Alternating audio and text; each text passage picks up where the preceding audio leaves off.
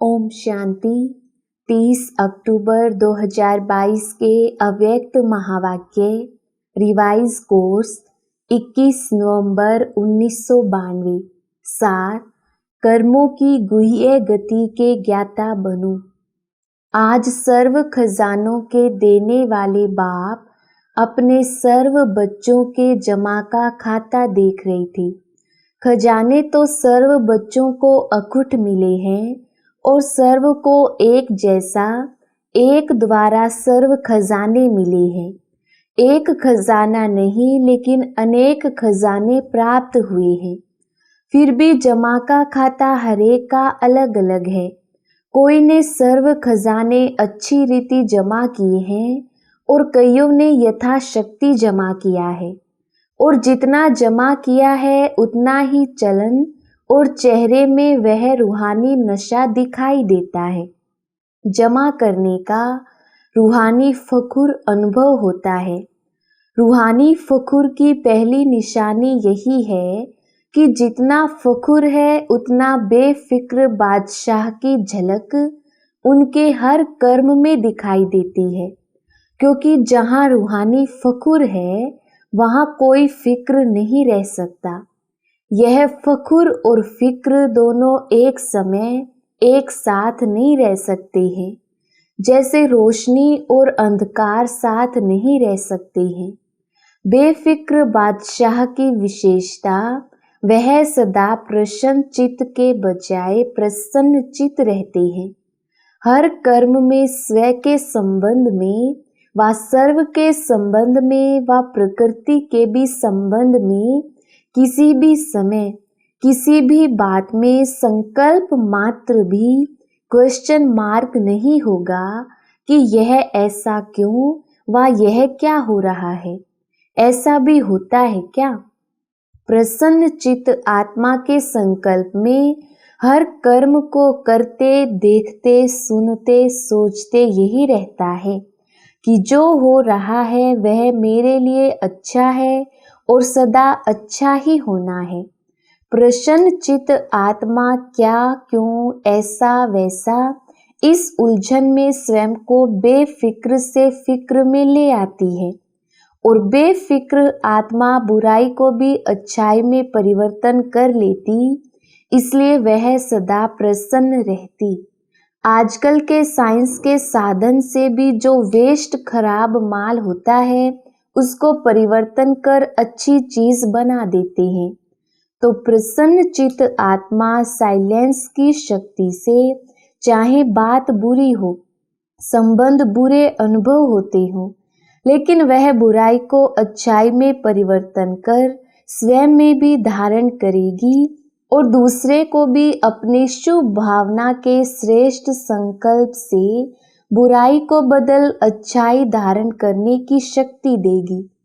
कई बच्चे सोचते हैं, कहते हैं कि जब है ही बुरी व गलत बात तो गलत को गलत तो कहना ही पड़ेगा ना, वह गलत को गलत तो समझना ही पड़ेगा ना। लेकिन गलत को गलत समझना, यह समझने के हिसाब से समझा, वह राइट और रोंग समझना जानना अलग बात है।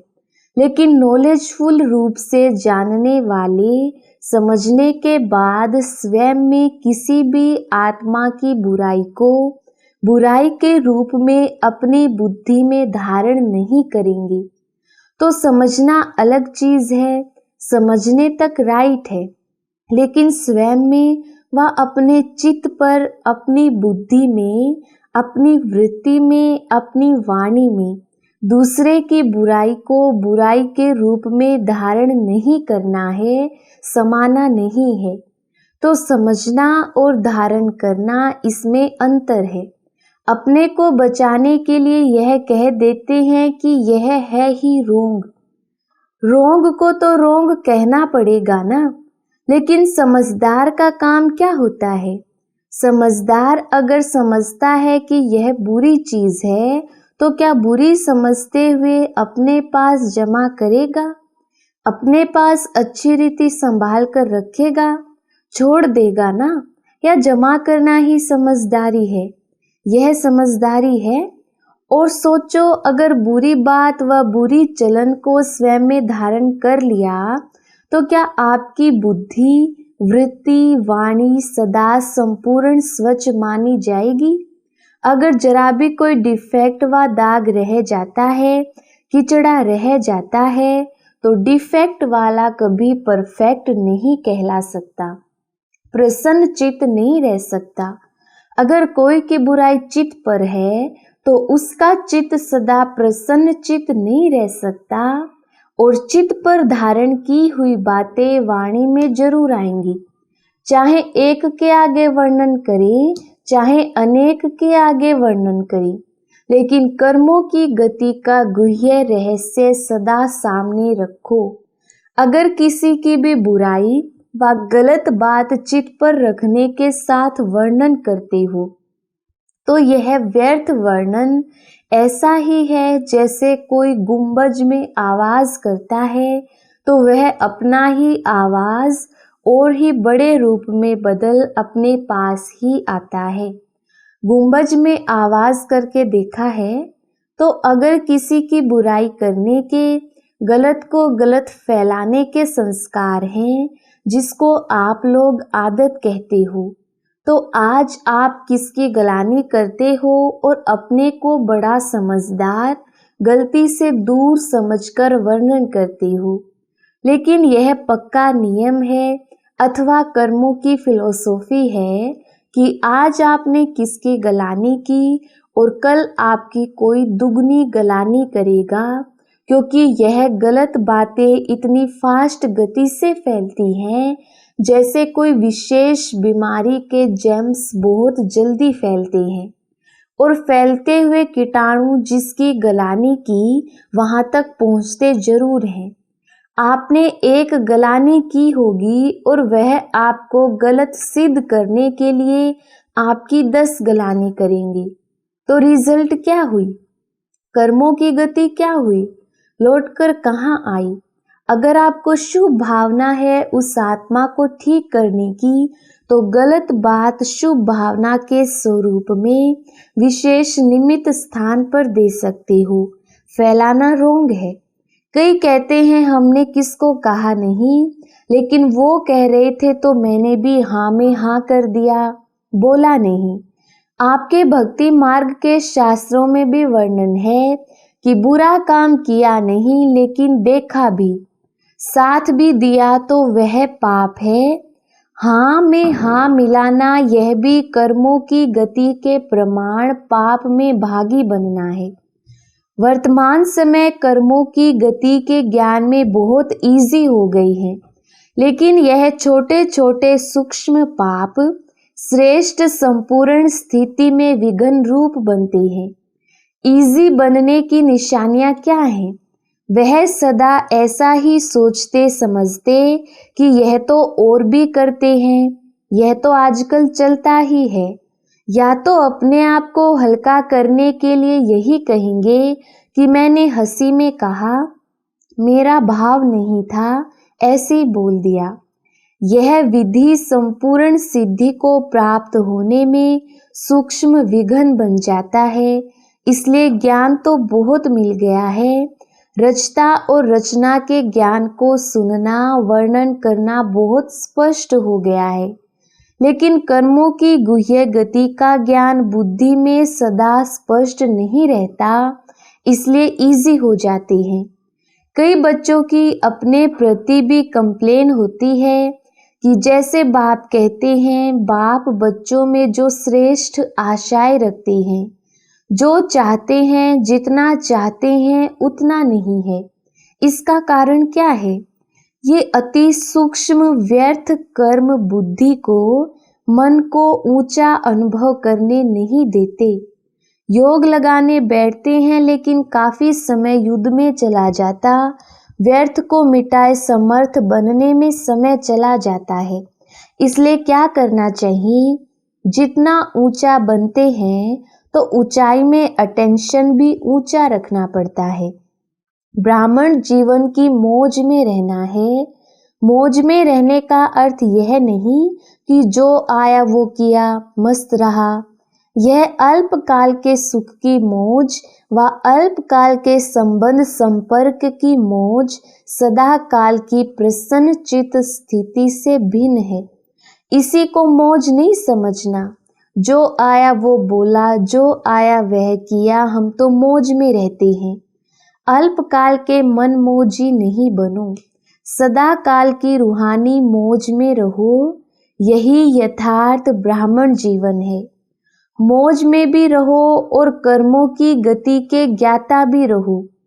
तब ही जो चाहते हो, जैसे चाहते हो वैसे अनुभव करते रहेंगे। समझा? कर्मों की गुह्य गति के ज्ञाता बनो, फिर खजाने के जमा की रिजल्ट सुनाएंगे। अच्छा, चारों ओर के फिक्र से फारिग बेफिक्र बादशाह आत्माओं को, सदा प्रसन्न चित्त विशेष आत्माओं को, सदा स्वयं प्रति और सर्व आत्माओं प्रति श्रेष्ठ परिवर्तन शक्ति को कर्म में लाने वाले कर्म योगी आत्माओं को, सदा रचता और रचना के ज्ञाता और कर्म फिलोसॉफी के भी ज्ञाता, ऐसे ज्ञान स्वरूप आत्माओं को बाप दादा का याद प्यार और नमस्ते। हम रूहानी बच्चों की रूहानी बाप दादा को याद प्यार और नमस्ते जी। दादियों के साथ मुलाकात। वर्तमान समय किस बात की आवश्यकता है? कर्मों की गुह्य गति का ज्ञान मर्ज हो गया है, इसलिए अलबेलापन है। पुरुषार्थी भी हैं लेकिन पुरुषार्थ में अलबेलापन आ जाता है, इसलिए अभी इसकी आवश्यकता है। बाप दादा सभी की रिजल्ट को देखते हैं। जो चल रहा है वो अच्छा है, लेकिन अभी अच्छे से अच्छा बनना ही है। बिजी रहना पड़ता है ना। ज्यादा समय बिजी किस में रहना पड़ता है? किस बात में ज्यादा समय देना पड़ता है? चाहे आप लोगों की अपनी स्थिति न्यारी और प्यारी है, लेकिन समय तो दोनों में देना पड़ता है। तो यही समय पावरफुल शक्तिशाली लाइट हाउस माइट हाउस बन वाइब्रेशंस फैलाने में जाए तो क्या हो जाएगा? संगठित रूप में यही वातावरण हो और कोई बात ही नहीं तो क्या वाइब्रेशन विश्व में या प्रकृति तक पहुंचेगा? अभी तो सभी लोग इंतजार कर रहे हैं कि कब हमारे रचता व मास्टर रचता संपन्न या संपूर्ण बन हम लोगों से अपने स्वागत कराते। प्रकृति भी तो स्वागत करेगी ना। तो वह सफलता की माला से स्वागत करे, वो दिन आना ही है। जब सफलता के बाजे बजेंगे तब प्रत्यक्षता के बाजे बजेंगे। बजने तो है ही ना। अच्छा, दादी चंद्रमणि जी सेवा पर जाने की छुट्टी ले रही हैं। ऑलराउंड बनना ही श्रेष्ठ सेवा है। अच्छा है, चक्र लगाते रहो। चक्र लगाने का पार्ट बच्चों का ही है। बाप तो अव्यक्त रूप में लगा सकते हैं, साकार रूप में भी चक्र लगाने का पार्ट बाप का नहीं रहा, बच्चों का ही था। अच्छा, अव्यक्त बाप दादा की पर्सनल मुलाकात। विजयी माला में आने के लिए तीव्र पुरुषार्थी बनो। सदा तीव्र पुरुषार्थी आत्माएं हैं, ऐसे अनुभव करते हो। जब ब्राह्मण बने तो पुरुषार्थी तो हैं ही। तीव्र पुरुषार्थी हैं व सिर्फ पुरुषार्थी हैं। सुनने और सुनाने वाले को पुरुषार्थी कहेंगे या तीव्र पुरुषार्थी कहेंगे? सुनना और सुनाना, उसके बाद क्या होता है? तीव्र पुरुषार्थी किसको कहेंगे? सुनने वाले को या बनने वाले को? जो माला का 16,108वां नंबर है वह भी सुनता और सुनाता तो है ही, नहीं तो माला में कैसे आएगा? लेकिन 108 की माला में कौन आएंगे? 108 की माला का नाम है विजयी माला। 16,000 वाली माला का नाम विजयी माला नहीं है। तो सुनना और सुनाना यह मेजॉरिटी करती है, लेकिन सुना और बना इसको कहा जाता है तीव्र पुरुषार्थी। तीव्र पुरुषार्थी 108 हैं और पुरुषार्थी 16,108 हैं। तो अपने आप को चेक करो कि तीव्र पुरुषार्थी हैं या पुरुषार्थी हैं। जो है जैसा है वह मेजॉरिटी अपने आप को जान सकती है। कोई थोड़े ऐसे हैं जो अपने को भी नहीं जानते हैं, रोंग को राइट समझकर भी चलते जाते हैं। मेजॉरिटी अपने मन में अपने आप को सत्य जानते हैं कि मैं कौन हूँ, इसलिए सदा अपने को देखो, दूसरे को नहीं। अपने पुरुषार्थ को चेक करो और तीव्र पुरुषार्थ में चेंज करो, नहीं तो फाइनल समय आने पर चेंज नहीं कर सकेंगे। उस समय पढ़ाई का समय समाप्त होने पर इम्तिहान के समय पढ़ाई का चांस नहीं मिलता। अगर कोई स्टूडेंट समझे एक प्रश्न का उत्तर नहीं आता है, किताब से पढ़कर उत्तर दे दें तो राइट होगा या रॉन्ग होगा, तो उस समय अपने को चेंज नहीं कर सकेंगे। जो है जैसा है वैसे ही प्रारब्ध प्राप्त कर लेंगे। लेकिन अभी चांस है, अभी टू लेट का बोर्ड नहीं लगा है, लेट का लगा है। लेट हो गए लेकिन टू लेट नहीं, इसलिए फिर भी मार्जिन है। कई स्टूडेंट 6 मास में भी पास विद ऑनर हो जाते हैं अगर सही पुरुषार्थ करते हैं तो, लेकिन समय समाप्त होने के बाद कुछ नहीं कर सकते।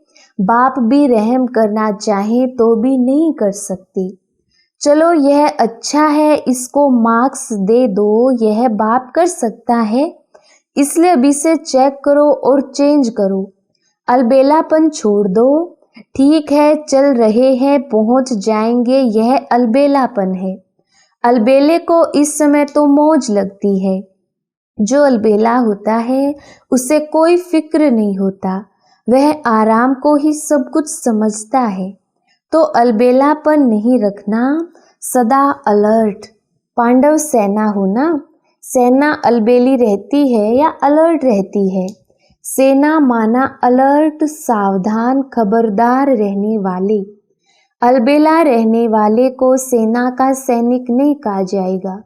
तो अलबेलापन नहीं, अटेंशन। लेकिन अटेंशन भी नेचुरल विधि बन जाए। कई अटेंशन का भी टेंशन रखती है। टेंशन की लाइफ सदा तो नहीं चल सकती। टेंशन की लाइफ थोड़ा समय चलेगी, नेचुरल नहीं चलेगी।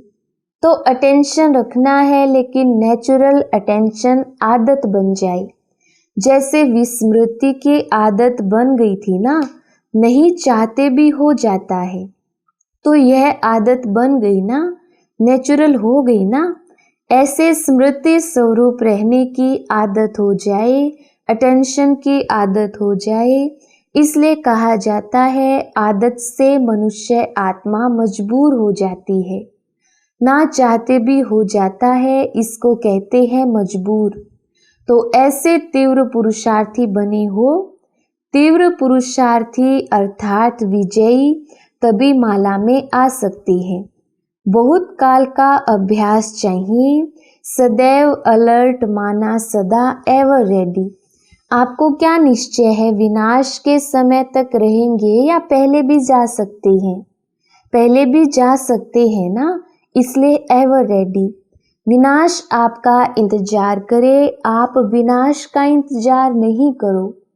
वह रचना है और आप रचता हो, सदा एवर रेडी। क्या समझा? अटेंशन रखना। जो भी कमी महसूस हो उसे बहुत जल्दी से जल्दी समाप्त करो। संपन्न बनना अर्थात कमजोरी को खत्म करना। ऐसे नहीं यहाँ आए तो यहाँ के, वहाँ गए तो वहाँ के, सभी तीव्र पुरुषार्थी बनकर जाना। अच्छा वरदान, विश्व के अंधकार को मिटाकर रोशनी देने वाले मास्टर ज्ञान सूर्य भव। विस्तार, मास्टर ज्ञान सूर्य वह है जो विश्व से अंधकार को मिटाकर रोशनी देने वाले हैं। वह स्वयं भी प्रकाश स्वरूप लाइट माइट रूप हैं और दूसरों को भी लाइट माइट देने वाले हैं। जहाँ सदा रोशनी होती है वहाँ अंधकार का सवाल ही नहीं, अंधकार हो ही नहीं सकता। जो विश्व को रोशनी देने वाले हैं वह स्वयं अंधकार में नहीं रह सकते। संपूर्ण पवित्रता अर्थात रोशनी, उनके पास अंधकार अर्थात विकारों का अंश भी नहीं रह सकता। स्लोगन: स्वभाव, संस्कार, संबंध, संपर्क में लाइट रहना ही मिलनसार बनना है। अच्छा, ओम शांति।